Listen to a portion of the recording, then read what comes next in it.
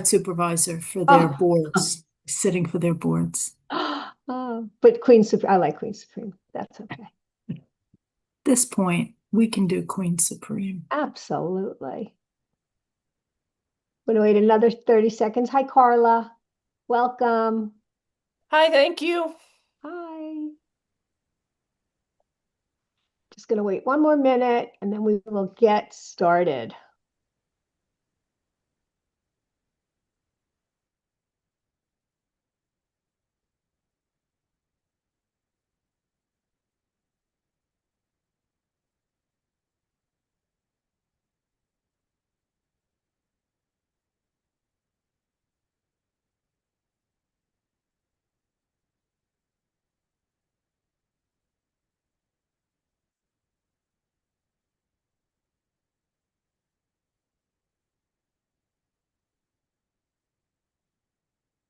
Robin Rubin Center is housed in the Sandler School of Social Work within the College of Social Work and Criminal Justice here at FAU. The center offers weekly wellness programming free of charge. Students, faculty, staff, friends, and family are all welcomed and encouraged to attend all of our events, including meditations once a month at noon on Zoom. That rhymes, noon on Zoom. Yoga on the second and fourth Mondays of each month, and special monthly workshops just like this one.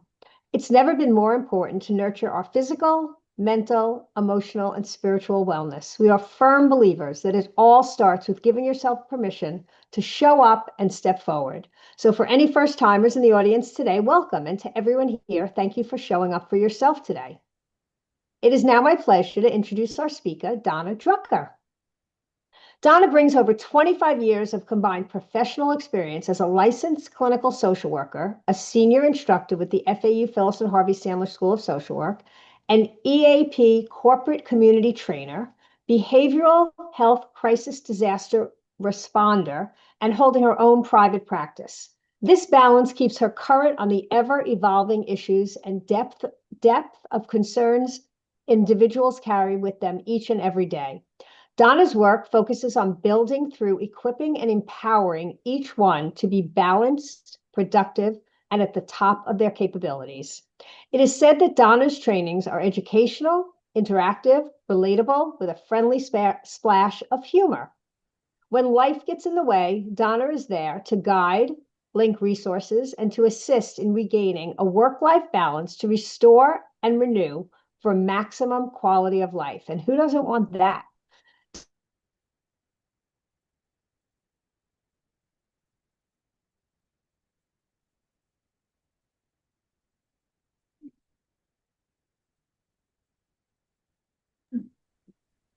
Well, Donna, I think we've lost Robin, but Yeah. she explored you so well. So Oh, gosh. when life gets in the way, like it is right now, we're going to let you guide us through. So I want to say thank you, Donna, for being here, and please Sure. take it away.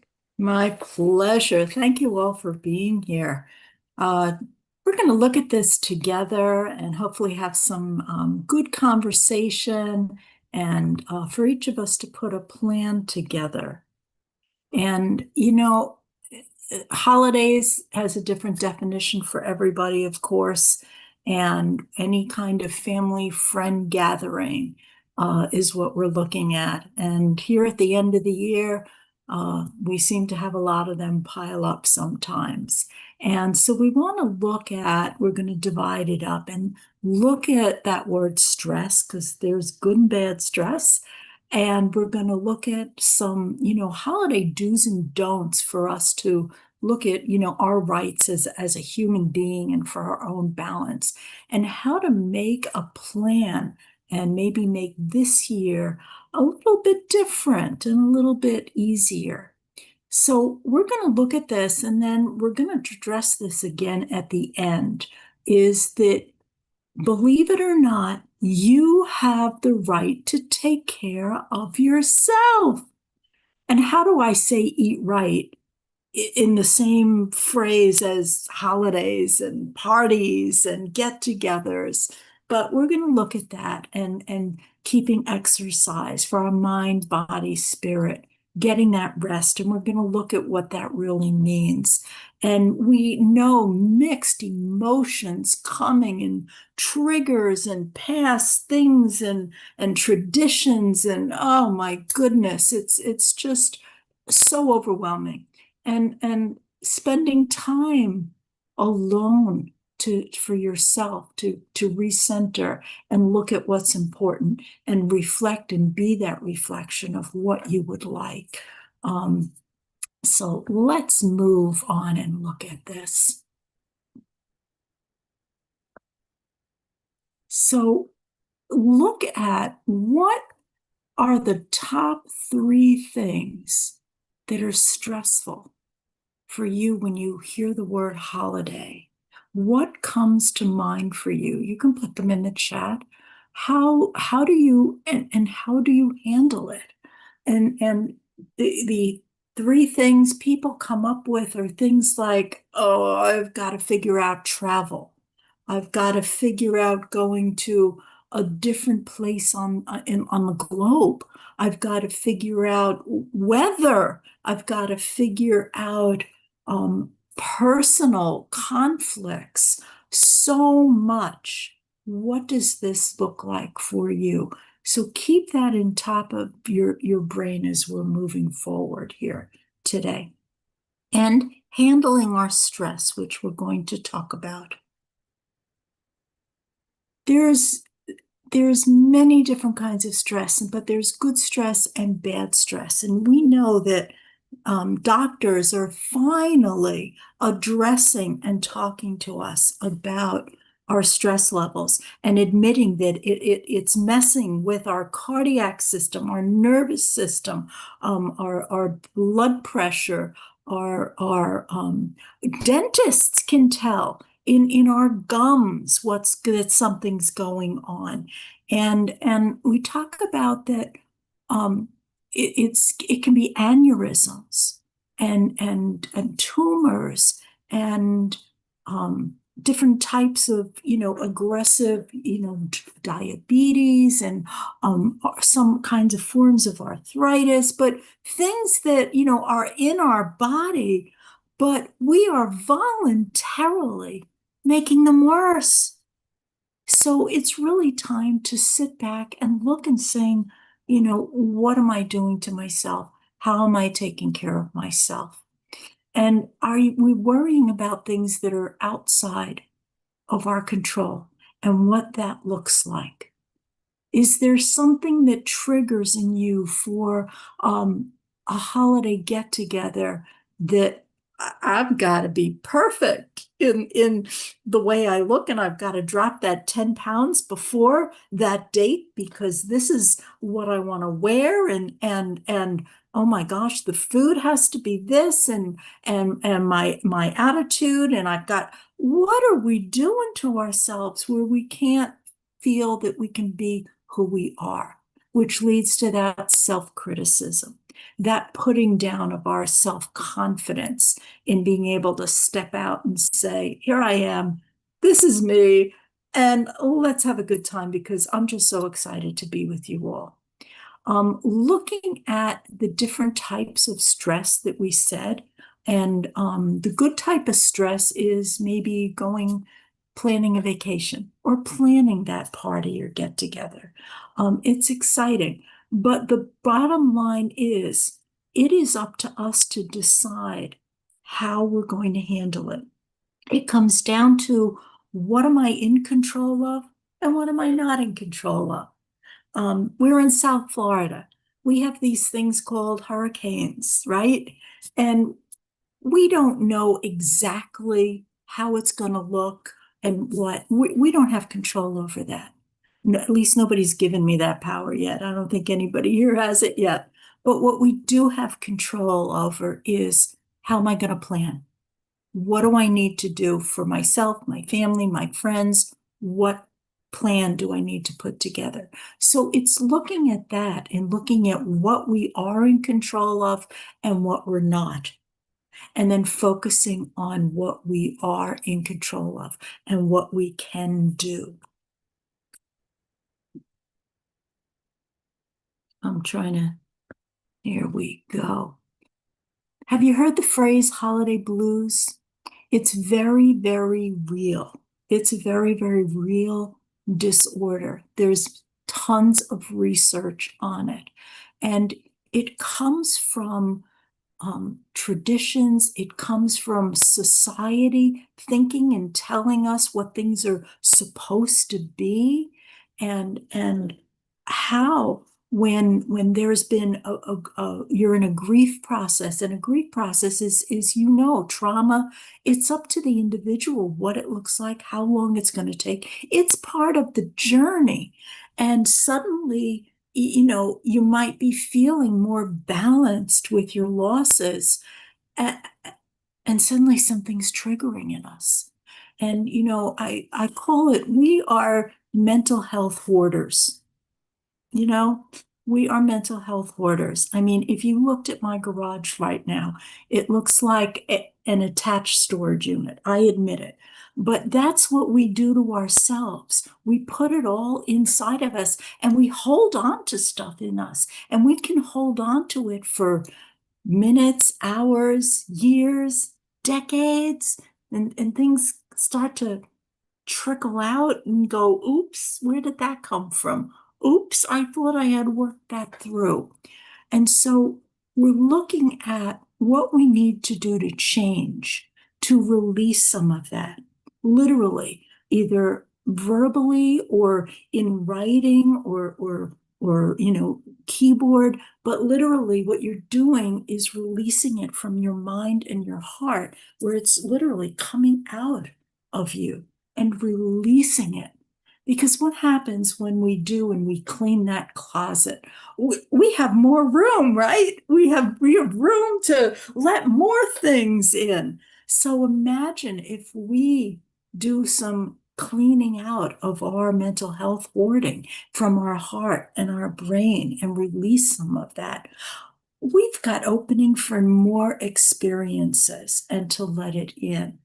So look at it, look at what you're holding on to, what triggers, and what's going on. And it's time to take a stop, time out. You're worth it. To sit, work with somebody, look at it, and open it up. Environment. When we say environment, we are looking at, number one, where in the globe, where in the world you were born. It has an effect. All of the culture, the background, where in the world, and then in that part of the world, what type of community you were born into, and then what type of residence, and the people that raised you into who you are now makes up 96% of our words and actions. So the good part is it means we can change some of that when we realize, you know what, this just isn't working for me anymore, and I want to try and change it. So to look at that and to say, how's the environment that you're in now, where it is, the type of community, the people that are in your wheelhouse, all of those factors. What does it feel like? Is it lifting you up? Are you lifting people up? Or is it pulling you back? So looking at the cause, number one, validating that holiday blues is a very, very, very real thing. And then identifying it and making a plan, or going to somebody to work out a plan together. So look at some of the goals. Let's say, today I had a flat tire. Thank you, I did not. But say I had a flat tire, right? So I'm on the phone with people. People have to cover for me. The kids are late. It's a mess. I go to the tire store and they've got the nerve to tell me they don't have my tire, So what am I going to do? I have to decide how I'm going to react, what I'm going to do with this information. And this person behind the counter is really trying and saying, hey, I can get you a tire from someplace else. It'll be about 2 hours. I can rant and rave. I can go off the wall, or I can swallow it and say thank you and go back to my phone and my chair and figure out what I am in control of and what needs to be done. How to make the best of that situation. How am I going to choose to react? We own our brains 100%. And in saying that, we own our behaviors and our words 100%. Ooh, they make me so mad. Nobody can make me mad without my permission. I've got to decide how I'm going to receive information and if I'm going to take it in and let it poke my heart and bother my brain, or am I going to be like Teflon and keep some boundaries and keep it on the outside, sliding down? What do I need to do here? And keeping it in a balance of a perspective. What does it look like? Admitting that I'm not perfect. What responsibility do I want? Again, what am I in control of? What am I not in control of? And how do I want this to play out? In managing your stress, number one is identifying the problem. You're not going to like me. There is never stress between two people. What is this crazy lady saying? There is never stress. There's no stress between me and the guy at the tire store. The stress is that he doesn't have my tire. So identifying the problem, you have to step back and say, what are the three things? What are the three factors here? And what are they? What am I in control of? What am I not? And what do I want to do with this? And what do I want it to look like? And then to start your breathing. During COVID, we spent more time telling people, let's stop and start with some good breathing. Are you truly breathing and slowing yourself down and taking control of those palpitations, that racing brain? And then how to change the mindset for, he doesn't have my tire. I'm going to say thank you, and I'm going to turn and I'm going to sit down, and then I'm going to figure out what I have to do. So looking at what kind of problem, whose problem is it?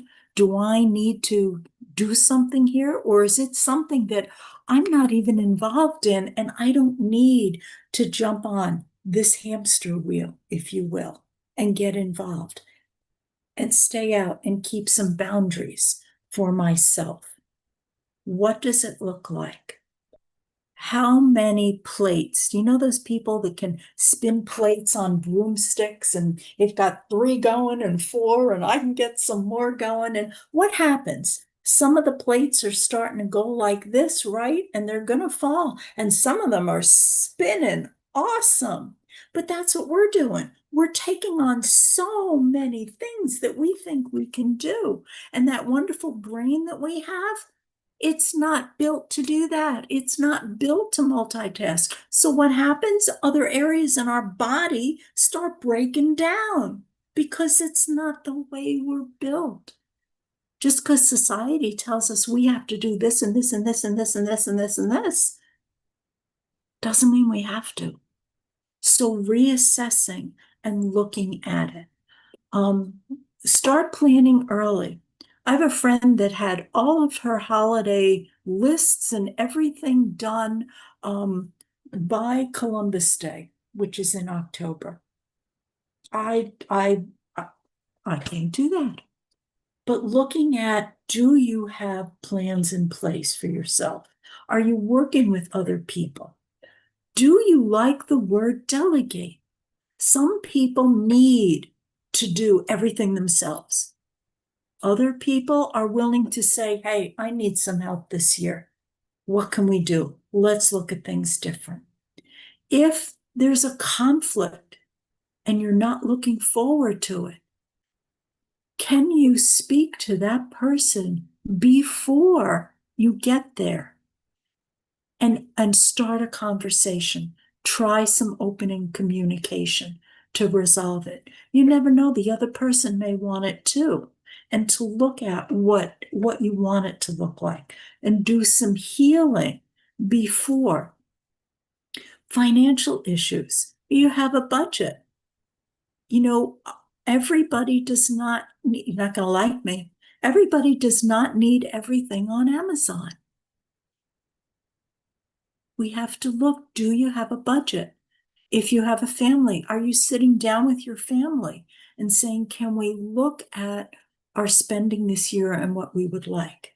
You know, more experience together and less material gifts. Is that something? More fun.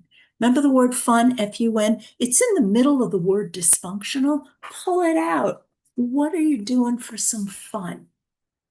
Experiences are what people remember more than material things. Look at that together and try. Can we look at doing something different? Can we look at what our traditions are, what they mean, and what we would like it to look like moving forward?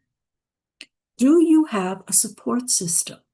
You need everybody. You know, in social work, we always say you're never alone. But having a support system, meaning, you know, do you have family that support, friends? And I don't mean those 30,000 on Facebook. I mean those 3 or 4 good friends that you can laugh with, you can cry with, or they'll look at me and say, are you really going to wear that out in public? And I'll say, thank you, give me a minute, I'm going to go change. Do you have, if you work, do you have that work family? If you're active in the community, do you have a support group there? Look at all of the different levels of support. Asking your family, does everybody in your family feel that they have support? They have people that are lifting them up, that are on their side and walking with them. Check it out with them. This helps to keep the balance. So look at this little list with me. I like this. I use it. I'm offering it. Let me know if you've tried it, what you find helpful. But think about something and say, okay, let me just spend a few minutes assessing this, what I'm in control of, what I'm not. How important is this to me? How do I want to react? What do I want my behavior and my words, my actions to look like? Is it a problem or is it something that I can work through? Is this worth my time and effort at this time? Am I going to do I put some limits on it? Say it's a party and I'm saying, okay, I do want to go, but I can't spend the whole time there. So maybe it's taking those boundaries and saying, okay, I'm going to drive myself so I can come and go as I need. I'm going to give it an hour and then I'll assess for myself if I'd like to stay longer or that was my boundary and I'm going to leave. There's somebody there that is toxic and I'm uncomfortable. And so think about it now and maybe decide an agenda that you're going to see this person. You pick the topic maybe that you want to talk to this person and you're going to give it 15 minutes and not derail it and keep it on that. You're taking control of it and then say, thanks so much and move on. But take control and put some boundaries on it. And what's the outcome of each situation and what you would like it to look like? And make that little chart of essential, highly desirable, desirable, and maybe there's another one that's, you can take it or leave it.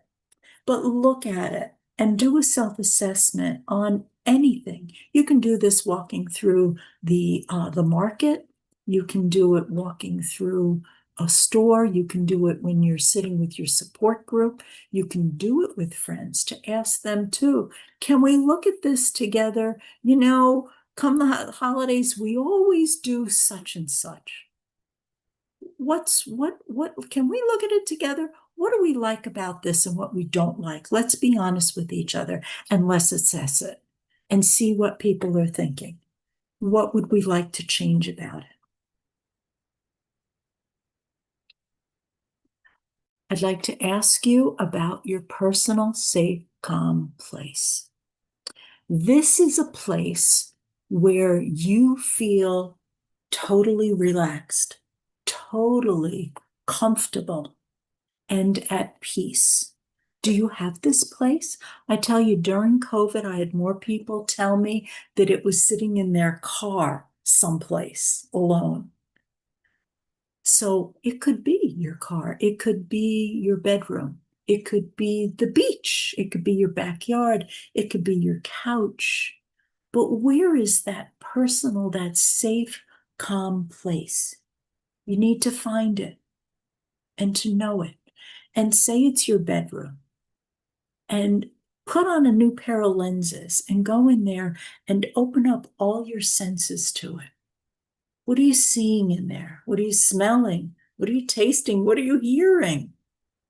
What is it? Is it your safe, calm place? What would you like it to be? How would you change it? Robin, What is the 10-second grip? we'll get there. Okay. I will go over that.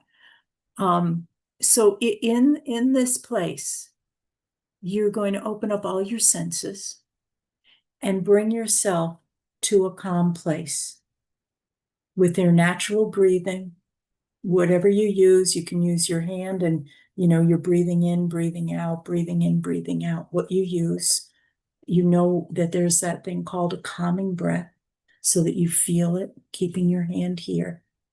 10-second grip is taking control of all of your muscles, and you can start it from the top of your head, going down to your toes. And if I ask you to take all of your facial muscles and tighten them and pull it for 10 seconds and release it and feel the difference. And to do that with your shoulders and to tighten them and pull it for 10 seconds and release it. And you go down through your whole body, your arms and fists, and you're pulling and 10 seconds and release it. Do this all the way down through your torso and your tummy and your thighs and all the way down to your toes. And if you're doing this in your safe, calm place, you're feeling that difference of constricting and relaxing so that you're not only aware of the differences, but you're releasing it for yourself. And if you're using some a yoga or a meditation, aromatherapy, a mindfulness exercise that you love, would you put it in the chat and share it? Because we learn from each other. What are you using that you like?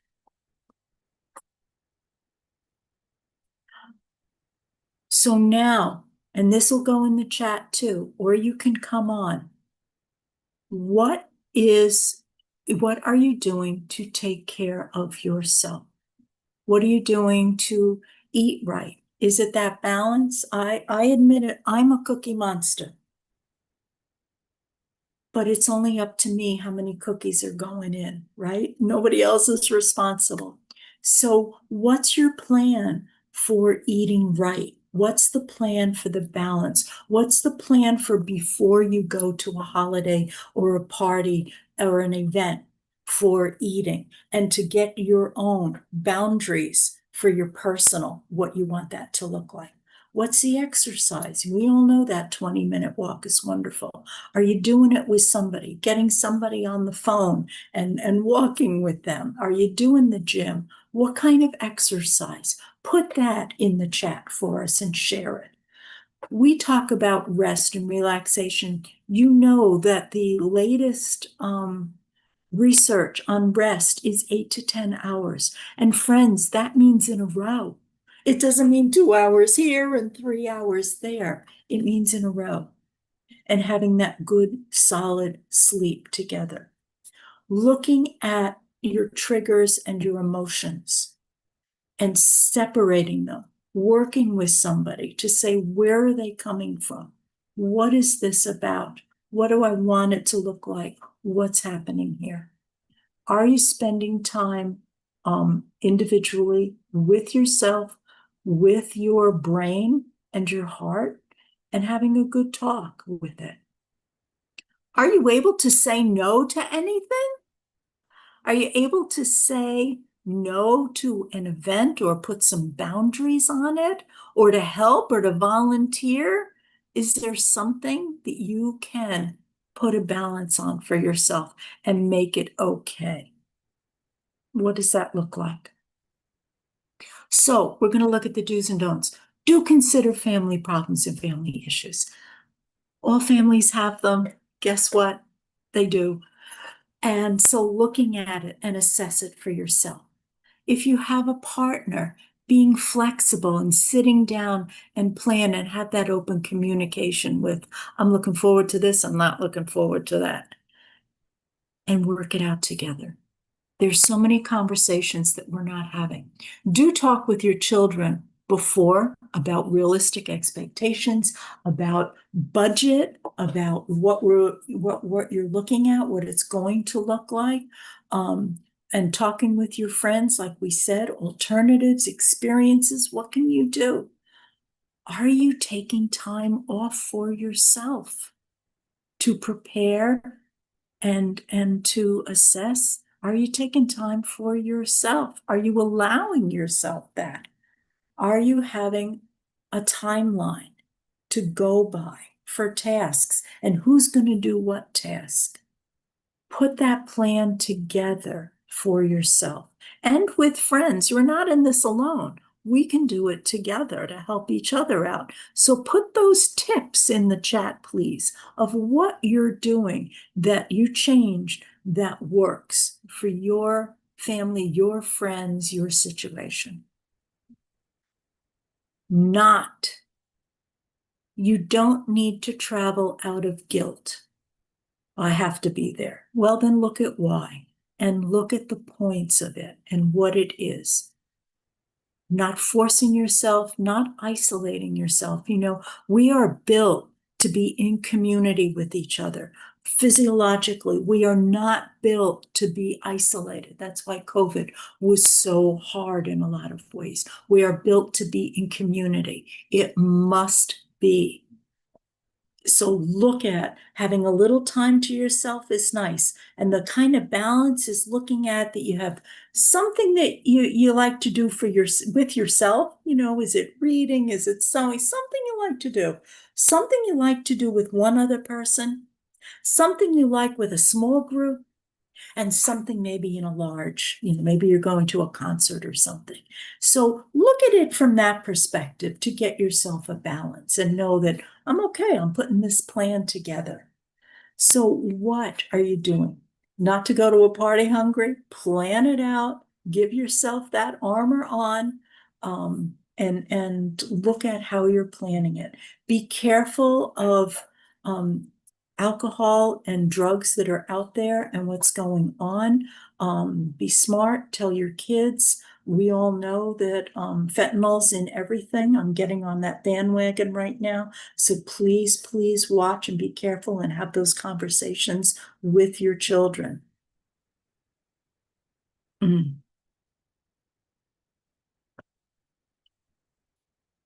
So look at how we're creating that balance. And again, help us out. What's part of your plan? So that 20 minutes of aerobic activity each day, that good sleep. And when we look at the good sleep, we're talking about before you get into that nice cozy bed, hope it's like a nice cozy burrito. Before you get in, take about 5-10 minutes, depending on how your day was, and ruminate over the day. I can't believe today's the day I had that flat tire. I can't believe I was late for this. I had to get somebody to do that. They didn't have my tire. What are you doing? You're not hoarding it. You are releasing it, either here or here, and you're journaling it. Before you get into bed, release the day. Teach your children to do this. Do it with them. And once that's all out, then you have those cleansing breaths. And then you can get in your bed and start with your relaxation process in your bed. And then it starts with the 3 things that you're grateful for. Well, that day, okay, I'm grateful that I had that flat tire. There's this crazy lady again. But I'm grateful because it means I own a car, and look at all the things that I can do because I own a car. So switching that mindset, finding that positive, stopping yourself, get off that hamster wheel of running around, stop and put that positive focus on it and lifting it up. We own our brain. Who are you having those positive conversations with? Who's validating you, and who are you validating? Who's giving you focused attention, and who are you giving it to? Who is loving you unconditionally, 24/7? Do my kids like everything that I do? No. Do I like everything that they do? No. Does it have anything to do with the love? No, the love keeps evolving and growing. So who has your back? Who's got that 24/7 love and unconditional love? And who are you giving it to? Talking to that person, talking to them, making these plans.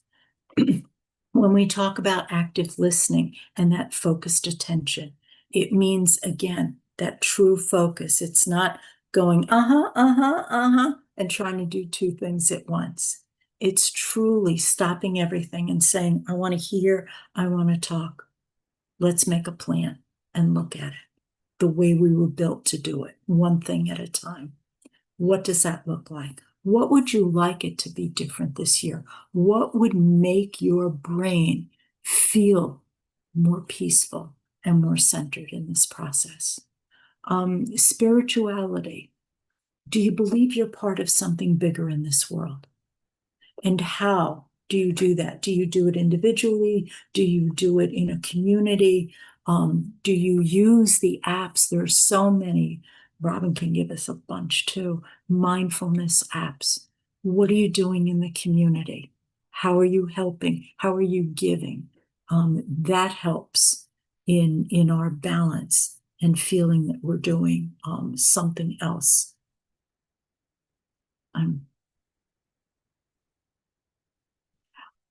Dr. Viktor Frankl, and I'll be wrapping this up. Dr. Viktor Frankl wrote Man's Search for Meaning. He was a German psychiatrist who was in the concentration camps.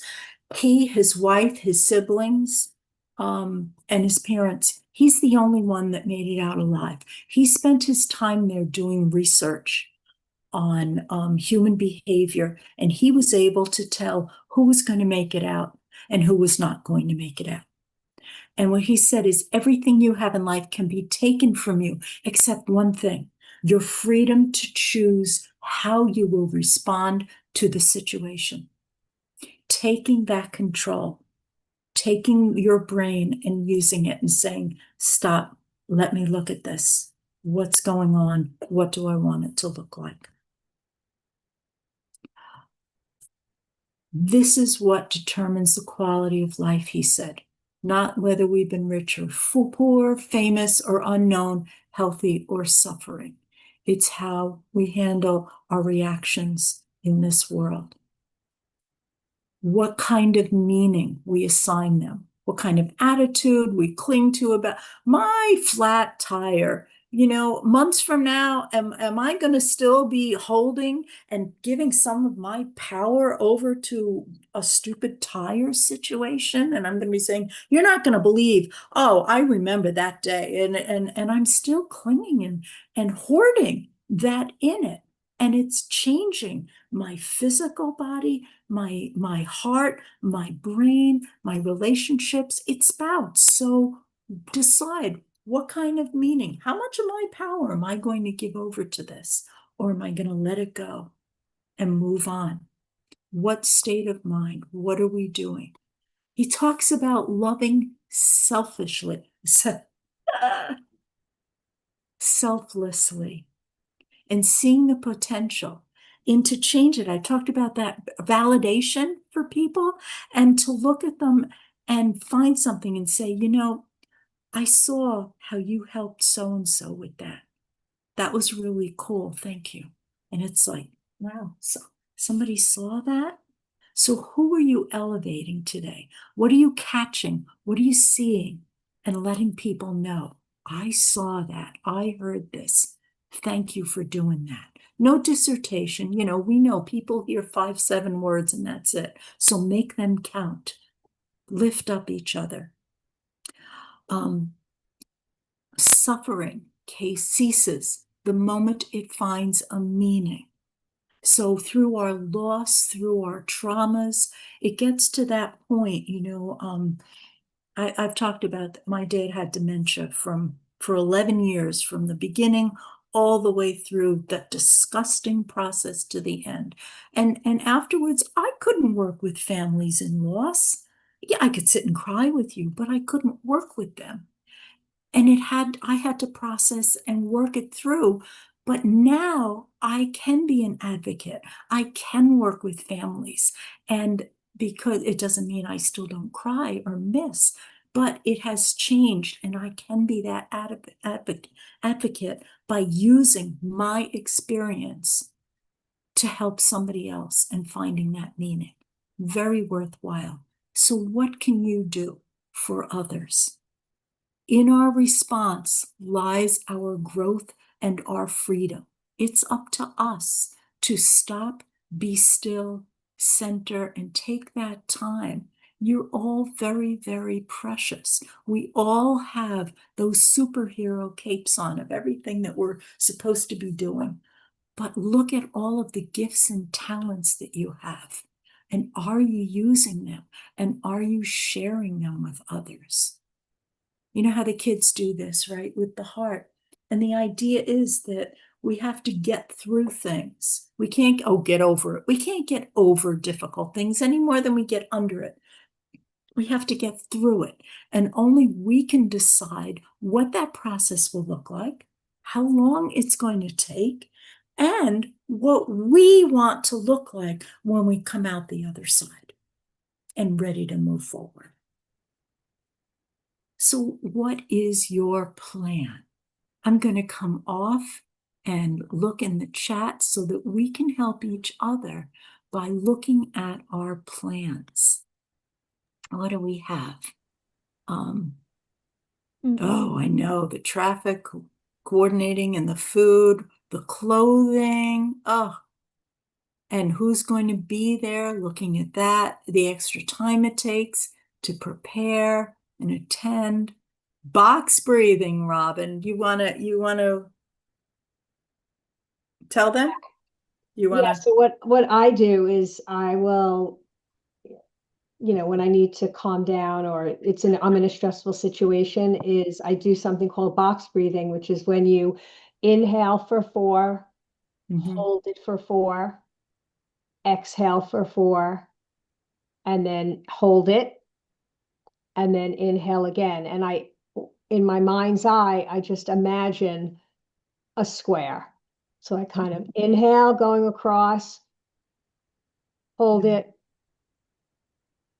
exhale for 4, hold it, inhale for 4, hold it, exhale, and hold it. And I just do that, like, you can do it like 3 or 4 times, and it's like, whoa. Wonderful release. Get that hoarding out. Wonderful. Biking, The full walking. quote that you talked about, when he says there is a space between stimulus and response. And that's kind of what you're talking about. All these different stimuluses that could knock us off track, right? So there's things that happen, that family member that says something that is just like, I can't believe you said that. And, like, long time no see, or long time no talk. And it's like, really? You have a phone too, you're thinking all these things, shut up, whatever. But there's that space if you take that pause. And that is where we find our growth and our freedom. Right there, that we don't have to participate in every bad comment or what. You know what I do? I go, that's so interesting. That's interesting that you say that. Done. Right. Don't say anything else, and then let them say something. Thank you. How about anybody else? What's up in your plan? What do you find works? What's a tip you can share? Anybody good at delegating? I think I need a little bit more practice in that one. I like when you said, don't buy gifts. Because I've already done it. Like I've already been buying some things and I'm not Sure. sure who I'm giving them to. And then I end up with like a bunch of gifts that I didn't think about and then like I still have them after the holidays.